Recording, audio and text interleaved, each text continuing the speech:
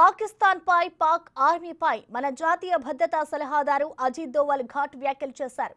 పాక్ ఆర్మీని Hamas ఉగ్రవాదులతో పోల్చారాయన. ఇజ్రాయెల్పై Hamas జరిపిన దాడుల తరహాలో జమ్మూపై పాకిస్తాన్ అటాక్స్ చేస్తుందని దోవల్ అన్నారు. గత నెలలో ఐఎస్ఐ హమాస్ భేటీ జరిగిందని గుర్తు చేశారు.